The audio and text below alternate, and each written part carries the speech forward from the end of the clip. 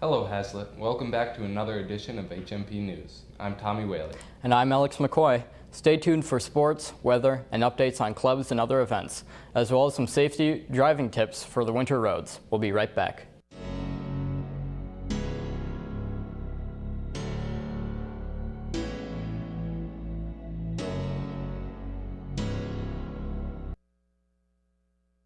Hazlitt go above and beyond when it comes to their passion for music. Senior Ian McFarlane and junior Luke Tepa spend their fifth hour a little differently than everyone else.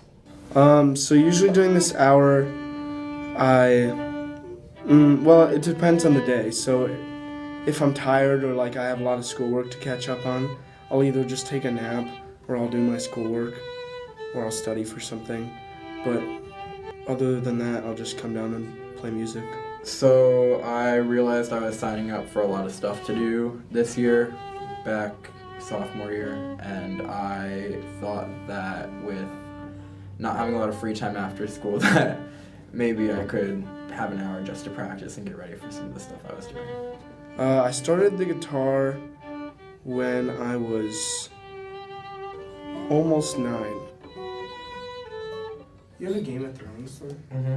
Play that right now. Well, I started playing recorder back in 4th grade, and I was decent at notes and music and everything. And then in 5th grade in East Lansing, it was time to choose an instrument to play. And I decided I wanted to join an orchestra, so I started playing violin then. And then my parents bought me this guitar for Christmas that right after my birthday. So, yeah.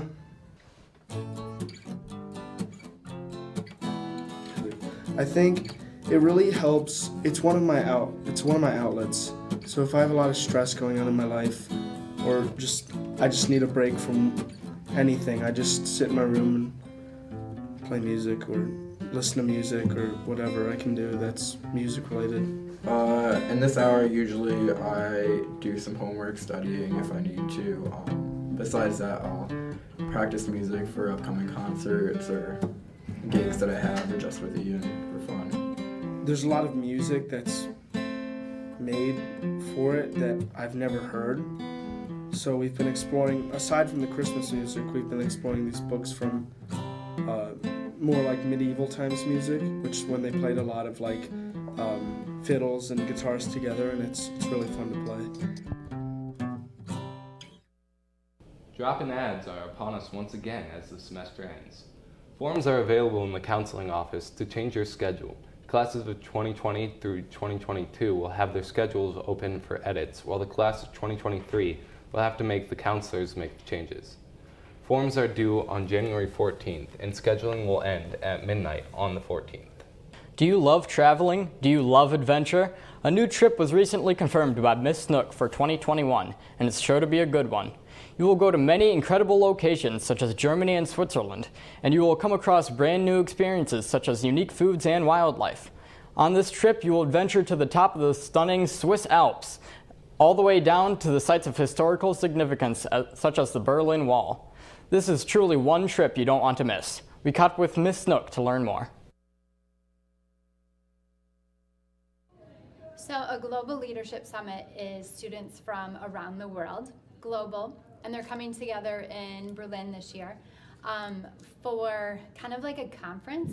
There's world-renowned speakers that will speak each day, like Al Gore has been there, Jane Goodall has been there, so they'll have some big-name speaker that comes and speaks on building leadership so that students feel empowered that they can make a change. So we're going to start out in Switzerland. We're in Lucerne, Switzerland for a few days in the Swiss Alps. And then we go to Freiburg, Germany, which is a medieval town. And then we go to Berlin, Germany. So we'll be sightseeing, and we'll see, of course, all of the famous sites, like the Chapel Bridge, and the Lion Monument, and the Berlin Wall. So we'll get some history and culture and things like that. But at the same time, we're going to make stops that are specific to building a sustainable future. So we're going to learn how other countries deal with cutting like CO2 emissions, go to some conservation areas, take a walk with an environmental scientist, see an urban farm. So we're going to see some things that are specific to this summit. Only one more day until finals, Hazlitt. It's time to decide how you'll spend your half days immediately following the test. We asked a few students what they thought about the situation. I think they're totally necessary because we're doing all this work, studying and everything. Teachers are giving us so much, so many packets to do, review for everything. And then after the final, you just kind of want to go home to relax, and if you want, you can maybe study a little bit more. So the half days, so the finals are obviously really stressful, and the half days are really great to unwind, You can kind of meet up with your friends, maybe study with them, maybe just hang out a little bit. And overall, since school normally is really tiring, the half days really give you a chance to rest and just be prepared for finals. I am going to a trombone lesson. I am going to Noodles and Company. I'm gonna play D&D with some of my friends. For Wednesday, I was thinking about maybe going to hang out with a few of my friends for a little bit, and then after that I was going to go home and study a little. With the recent hit of cold weather, it is important to stay safe. According to mayoclinic.org, it's best to limit the time outside in wet and windy weather. Also, it's important to wear a hat or headband that fully covers your ears, as well as dress in several layers. Some negative effects of staying outside in the cold are an increased risk of hypothermia, as well as frostbite and other issues. At the beginning of the school year, a small competition sparked from the minds of some seniors, and it was carried out over the first few months of the school year. Our own Alex McCoy covered this story to find out what his competition was and how it was received. Earlier this school year, we had some students put together a game and competition for other students in Hazlitt High School. We caught up with the creators of the game to see what the game was, and some contestants to see what their thoughts were. So I'm here with Simon. You were part of the leader team for the Guild, right? Yeah. So can you tell me what exactly the Guild is about? So the Guild is a scavenger hunt activity that is for Hazlitt students at the high school. Every day we provide some quests, we call them, which are basically a challenge for people to complete, a puzzle of sorts. And people on teams of 3 go around the school and try to solve these quests. They might be finding something hidden in the school somewhere, or solving a riddle or a word puzzle that we post. And then the first team to solve it's going to earn points, and each team will earn some amount of points for however much they accomplish in that quest. And then whoever has the most points at the end of the week, they will keep going on to the next future weeks, and the teams with the least amount of points get eliminated. And at the end, there's only one team left, and that team wins the prize. What was the prize for the specific season you were playing? Well, for the first season of the Guild, which ran earlier this year, it was $17 per person, so a $50 prize for the team. All right, Julian, you're another leader of the Guild, right? Yep. So how did the Guild come about?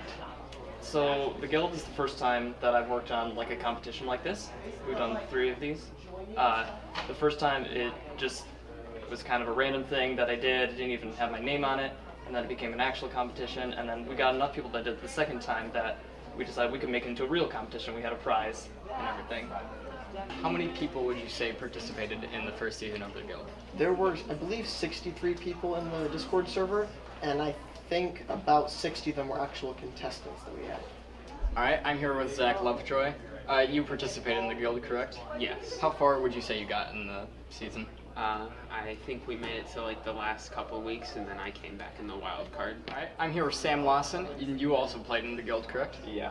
All right, how would you say your experience in the Guild was? It was really fun. Sometimes it's kind of aggravating when you have to get stuck with teammates that may not do their share, and somehow a team that does nothing for the first half of the game ends up winning. What did you do in the Guild while you were playing? Well, we'd just go on to Discord and you'd just be checking for the clues and just solving whatever riddles or whatever was posted for the day. And I don't know, scavenger hunts and all those were kind of cool to kind of just get a nice, I don't know, just walk around the school looking for codes. It's kind of fun. Do you have plans for a second season of the Guild? We sure do. And when can anybody looking forward to that apply to join? That's going to be starting next week. All right, thank you. If this seems like something you might enjoy, you can join Season 2 today. The Hazlitt High Guild is a puzzle-solving competition for students. There are many different... Hold on. Form a team of 3 contestants and compete in daily quests at school to earn points. For more information, visit the website at www.hazlitt.pw/guild. Here are some tips courtesy of selective.com to keep you safe on the roads. Make sure to replace windshield wipers if they show any signs of wear. Also, don't forget to brush and scrape all of the ice and snow off your car to ensure good visibility. Check your tires. Having well-inflated tires can shorten braking distance by 25%. Take things slowly as well. Not only will this help you keep control of the car, but it'll also give you more time to react and stop. Stay safe out there, Hazlitt. Getting enough sleep is vital for a student to perform well at school, but a lot of students seem to not to get the recommended amount of sleep at night. It is recommended that teenagers get somewhere between 8 and 10 hours of sleep. This is difficult for some students as school starts at 7:45. Having school start this early gives students less time to sleep in and can cause teenagers to be tired, become overweight, perform poorly in school, and cause depression. We caught up with one student for his opinion.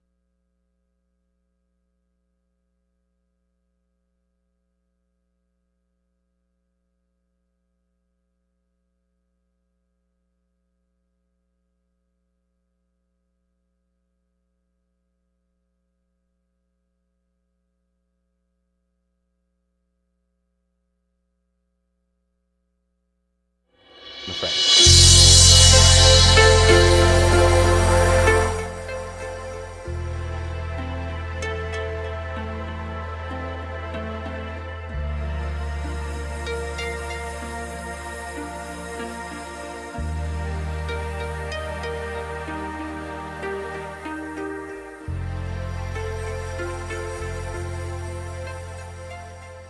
Hey there, Hazlitt. Sorry for those technical difficulties. Here's your weather, though.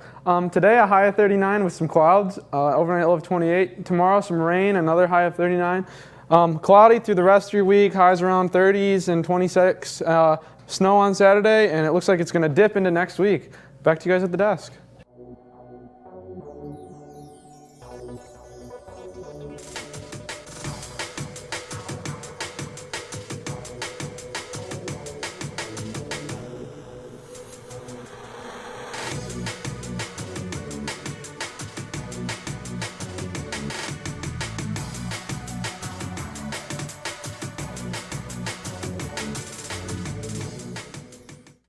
Thank you, Dalton.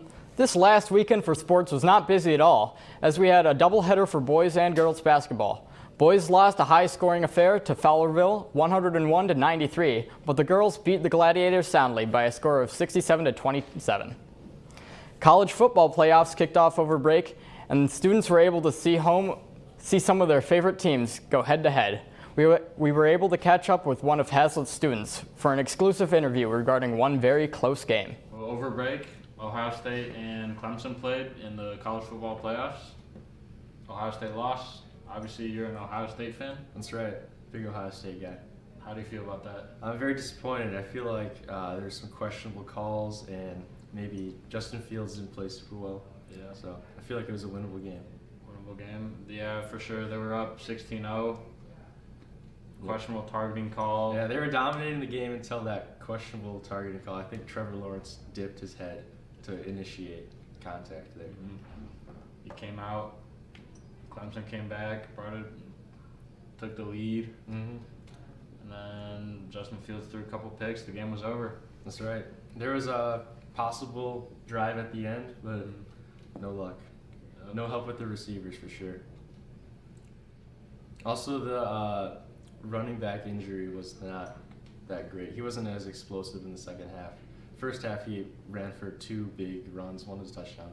But then after that, it was nothing. He was injured with his right ankle, I think. The environment is important to students' learning. Temperature plays a big role, and there is a lot of discussion throughout the school on this topic. We recorded this story a week and a half ago, so this would be the last time we interviewed Mr. Wojcinki, our principal. I think the ideal probably room temperature is somewhere probably 68 degrees, 66 to 68 degrees. Okay. And obviously the school had the issue a few days ago. What would you say, how old are like the breakers in the heating system in the school? Yeah, I think, we have we have a system that is older in nature. However, the way it works is that each year we update the system. What occurred the other day was we have 7 boilers. And so it really wasn't any fault of anybody internally. It had to do with a technology problem that took the system down.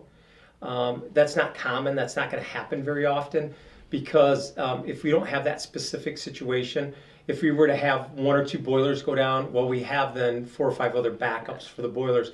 And at any one time, you only have 3 or 4 of the boilers actually working at capacity. All of them are working, but not all at that high level capacity to give you that, 67, 68 degrees in each of the classrooms. So things like that. I feel like it's very different throughout the school, and sometimes some places it's really cold, other places it gets really warm. And again, there was some work that was being done to our technology, is my understanding, the night before. Some things were taken offline. It wasn't put back online, and we didn't realize that until probably 6:15, 6:30 in the morning. The challenging thing is it takes about 3 to 4 hours to, once the boilers are restarted, to bring up the water capacity to a heat level in which you get that 66 to 68 degrees, hence the reason why it was pretty cold first and second hour. So your preference for the school temperature is?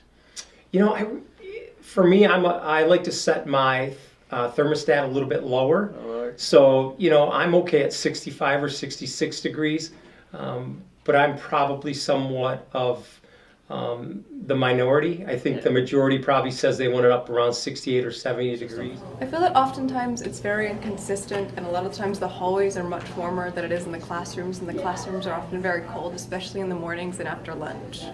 And what would be your preference on the school, like their temperature wise? I'd actually like it to be a little bit chillier than it is, maybe not as cold as it is now, but because you can usually wear sweatshirts or coats, but in the hallways from going in and out with the cold classrooms to the warm hallways, it's very uncomfortable sometimes, especially with all the people. Yeah.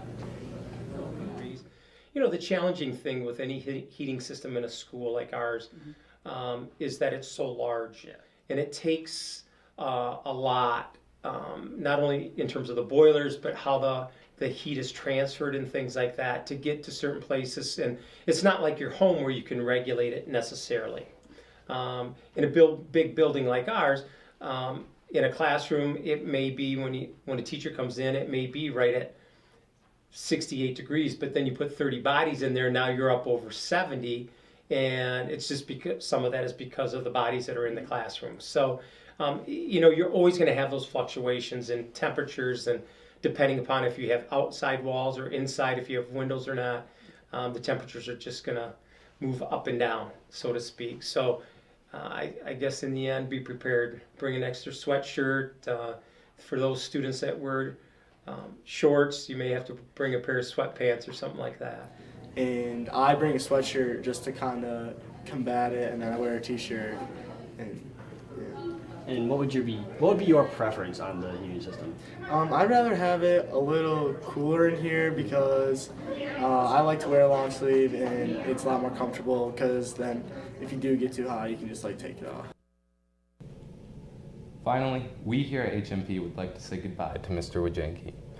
His support for us here for the last 16 years has made an incredible impact, as it has for countless other communities and individuals alike over the course of his career. He was always willing to give us an interview and never turned us away. To the public, he was well known as the friendly, hardworking principal of a top-rated public school. But to students and staff here, he was much more. His personality was larger than life. He loved the daily interactions with students and staff. His legendary image as a community leader leaves behind shoes that may never be filled the same way again. His legacy is sure to live on, however, carried on by family, friends, and every student who walked through the front doors of Hazlitt High School.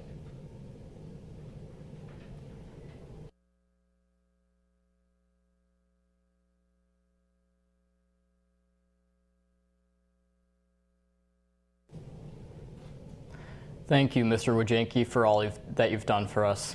To the rest of you, we'll see you next semester. I'm Alex McCoy. And I'm Tommy Whaley. Have a good finals week. And as always, respect the grind.